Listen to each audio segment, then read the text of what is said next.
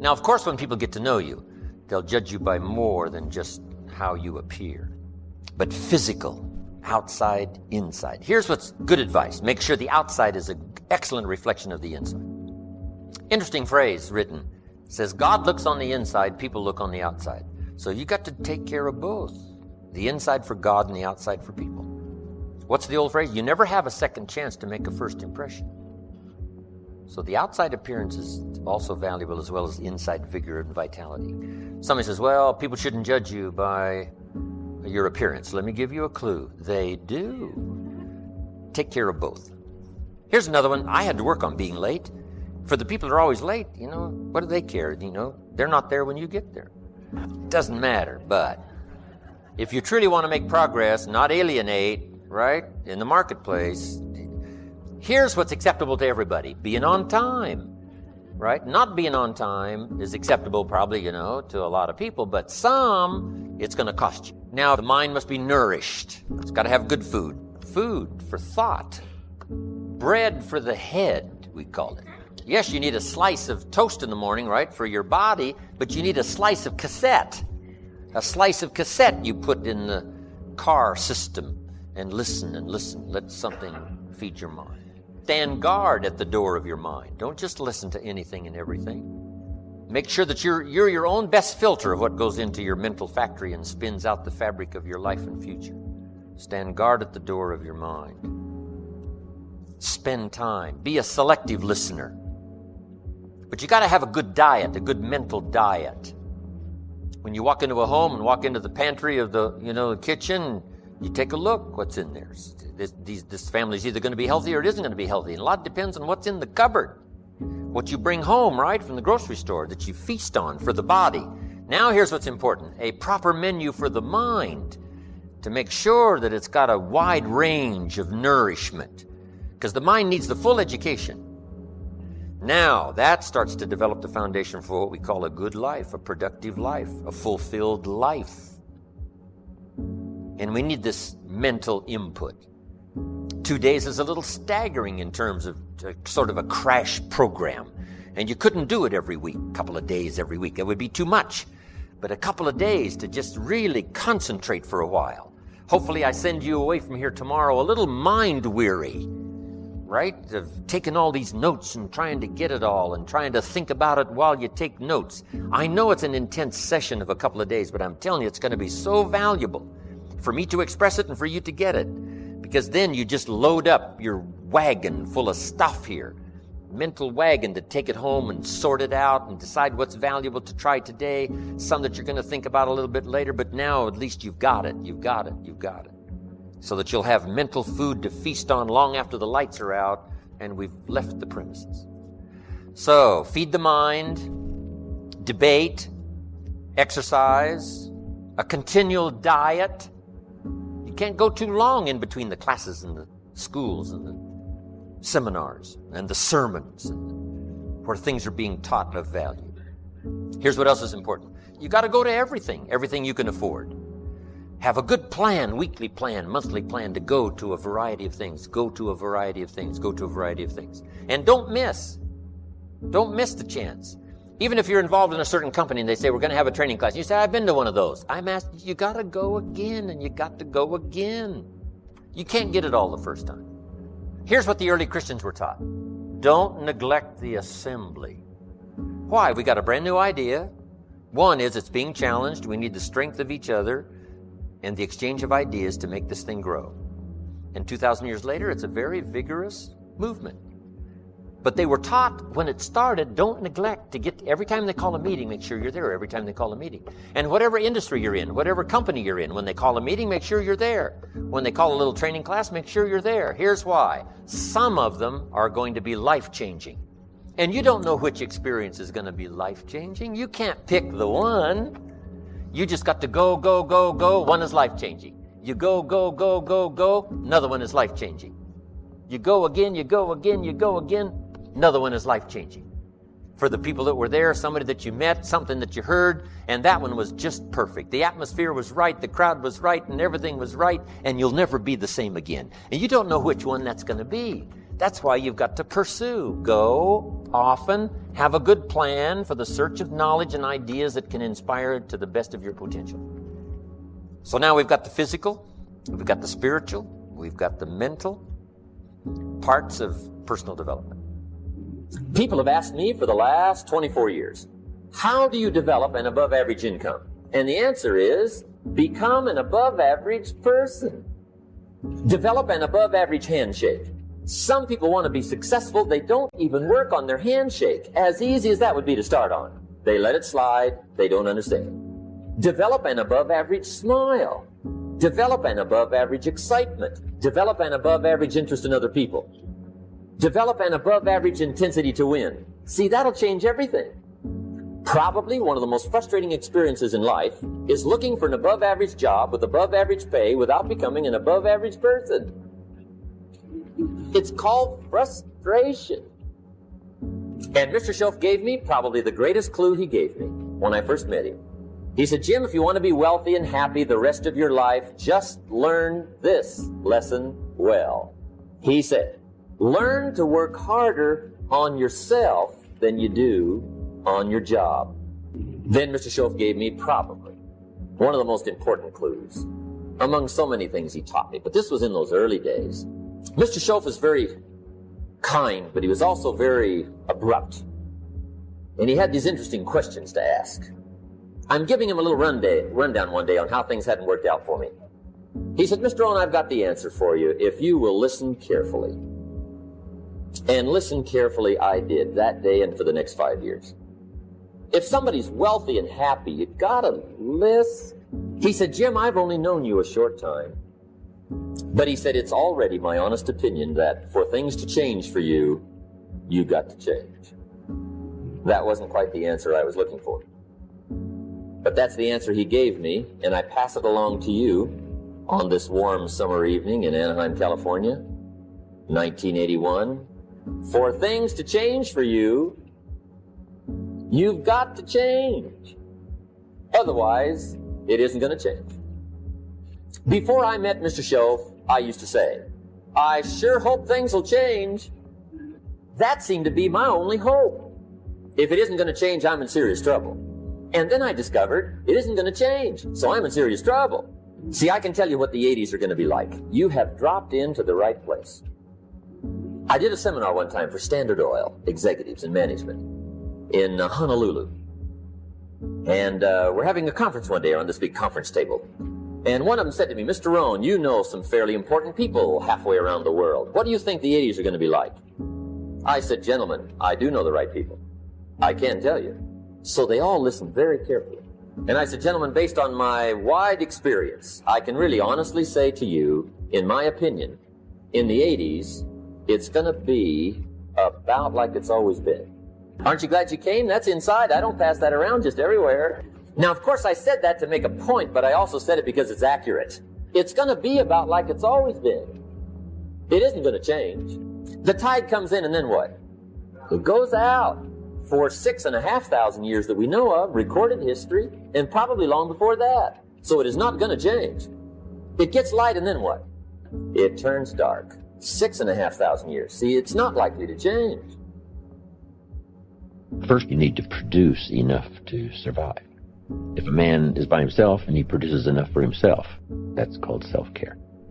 Then, if he wants to live a higher life, a companion or get married, he now must produce enough for himself and his wife. Somebody says, well, why work that hard when you could just take care of yourself? But that's okay. This is not a moral question. This is a question of, do you wish to live a higher life, a better life? And almost everyone would agree that would be a better life, to be with somebody. But now comes the challenge now to produce enough for two instead of for one. Now they decide to have children. Now the man must figure out a way to produce enough for himself and his family, his children. And the question always is, why do that? Why not just take care of himself? And said, this is self-care. First to survive, then to live a better life. He pays that extra price of producing more than he needs for himself so that he can live a better life. Then the next challenge is that the end of it? And the answer is no. Why wouldn't the man think of ways now to produce more than he needs for himself and his family? And And the question is, why work that hard? Why do that? And the answer is to be generous, which is an even higher life. Then I take it 2 more steps. Why not accept the challenge to produce much more than you need for yourself and for your family? Somebody says, well, that's ridiculous. Why do that? You don't understand. It's to live a higher life. Then I take it 1 step further, to produce far more than you need. What a way to live. Extraordinary. It's okay to live an ordinary life and a pretty good life, but how about an extraordinary life? To produce far more than you need for yourself and your children. Suppose you make $10 million a year and you and your family only need $3 million. Some families are more expensive than others, but let's say $3 million would pretty well cover most every family. Now you've got $7 million to give, to share. How about that kind of life? It's called extraordinary. To produce more and far more than you need for yourself. It's best to earn some of that early money in lifestyle. Go to the movies. Take 2 vacations instead of 1. Just some little extra things that now the family gets inspired by this new commitment to earning more and becoming more and making the studies and learning the skills and whatever you have to do. Now you make it more worthwhile for the family by thinking of lifestyle changes that now become very exciting. Go to the concert. My parents said, don't miss anything. Don't miss the play, the music, the songs, the performances, the movie, whatever's happening. At age 93, my father, before he died, if you would have called him at 10:30, 11 o'clock at night, he wouldn't be home. He's at the rodeo, he's at church, he's at the play, the performance, he's watching the kids play softball at age 93. So he did it as well as taught it. Don't miss anything. So those changes in lifestyle. When I started making some extra money, I opened up an account for my wife, and I called it No Questions Asked Account. And I said, here is the checkbook for a new account, and it's called No Questions Asked. I'll just keep putting money in there, and you spend it for whatever you wish. It was life-changing. It wasn't a fortune, but she didn't have to ask anymore for money, because I could sense that it was a little embarrassing at times when she had to ask me for money. I thought, well, that's not good. So the first time I get a chance, here's what I'm going to do. And sure enough, I did it. No Questions Asked account. You can't believe what that did. It was absolutely amazing. Anything you can think of that helps to change lifestyle is called making a living, but also making a life. Lifestyle, social friendships, church, community, country, all those things that make a composite of our overall life.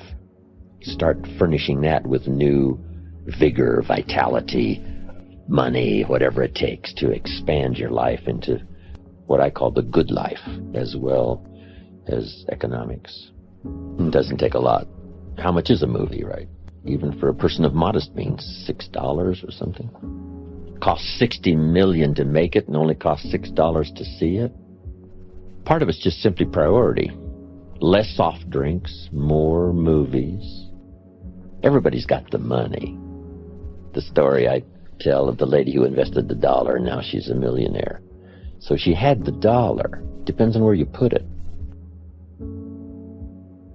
Probably nothing more rewarding than conversation. Sometimes you need to be alone. For all of my busy life, from Milan to New York to Paris to Mexico City to the giant cities of the world, I do seek solitude, but only for short periods of time, not long periods of time. But it is important for me to get away, think and ponder and wonder about my life and what's happening, what's going on, where to go from here.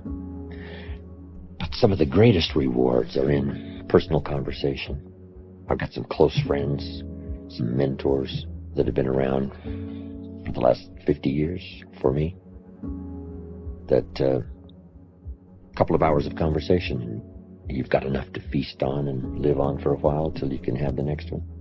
But it's easy to be a little too busy to go to lunch with a close friend and not miss it, or spend an evening with 2 or 3 families and enjoy life. How much is a concert? $25, $30, $40? So he says, well, poor people can't afford to go to a concert. No, it's only 8 Coca-Colas, It just depends. So you save up your soft drink money and you do some special things. So lifestyle to live well doesn't cost a fortune. All it costs is paying attention. Then the little dramas. I told a story about calling my father after my mother died. My father lived another 8 years, and he spent one more year out on the farm, which I still have up in Idaho, where I make a little wine and grow a few crops and live the good life overlooking the Snake River.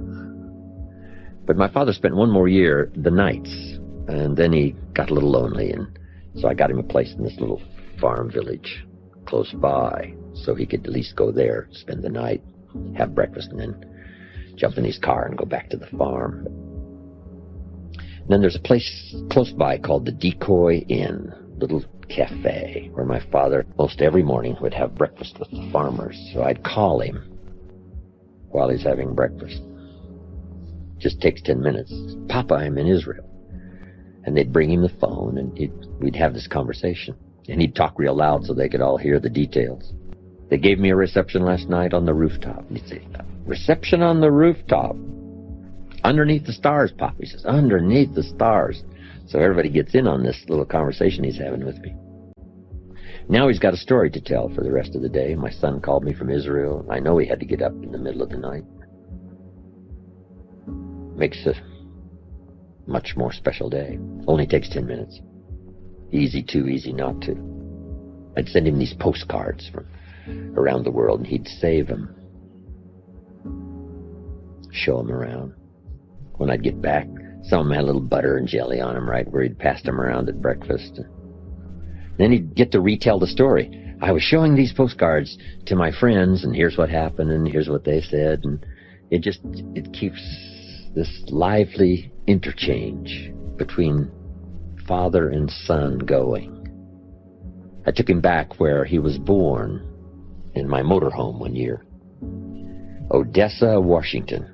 Went to the newspaper office, and he went back into the vaults in this little community, and he found some newspapers dated 1903, when my father was born. So we went through them. No record of his birth. I said, you were born out in the country, Papa. No record of your birth here. Like me, I was born at home. Then we went back to Wheeler, where he last went to school. When they had a place in town, they used to have a dry wheat farm, a couple of thousand acres in Moses Lake. But we went back to Wheeler, where he last went to school. He used to arrive early, before the teachers got there, and lit the fires in this old stove, 1 or 2 room school. And it was gone. Tried to locate the place where they might have lived and couldn't find it. It's probably gone. The only thing left in Wheeler was a church and a bar. And my dad says, well, that's a pretty good combination. Get messed up in one place and get straightened out in the other. I said, that's good, Papa. Everybody has a different temperament and personality, and it's something that has to be developed, over a period of time. If you're too shy, you should really learn to push that into a small corner and speak up more. If you're a little too loud, maybe you should, calm down just a little bit. But we shouldn't try to just radically become someone else. But that's what sophistication and civilization is supposed to do, is to make us civil. And to be civil in a civil society, we all must deal with that dark side of our nature, the positive side of our nature. And it isn't that it ever gets done or finished, but that we should suppress those things that would cause us trouble, not only within ourselves, but cause us trouble with someone else. It's a never-ending challenge, but to still always be who you are. But who we are is, you might describe it as dual nature. And the key to life is to become the most of the good in you and the least of the bad. So it's important also to see if you can't work on those things that, are not in your best interest. both in your thinking process and developing your plans for the future, or in your process of working with others, sitting at a conference table or being involved in an enterprise. That's a constant. When some become wealthy now, they have to deal with ego that didn't show its sort of ugly head until, the money was flowing like a river, and now this little gremlin on one shoulder whispers and says, now's the time, right, to, conquer the world and let everybody know you're the master. And sure enough, it can cause all kinds of problems. One of the greatest difficulties of wealth is, handling this issue of ego and keeping it under control. So we need to reveal who we are, but we also need to master the art of who we are presented as our best, as it serves us and our children, as it serves us and our friends, as it serves us in our business. But it is a constant and it never ends. But if we can make a personal appeal to ourselves, I want to constantly work on developing the positive side of my nature and do my best to suppress that darker side that would not allow me to be most of what I can possibly be. I think that's what's important. When a president becomes president, it's interesting, what ego might do. Old Testament says this king came to power and he was a good king. Then the next king came to power and he was a bad king. And that's always happening, whether it's good king, bad king, or whether it's inside of our own head. We all have to deal with that. But you might make this note, it's part of the great adventure.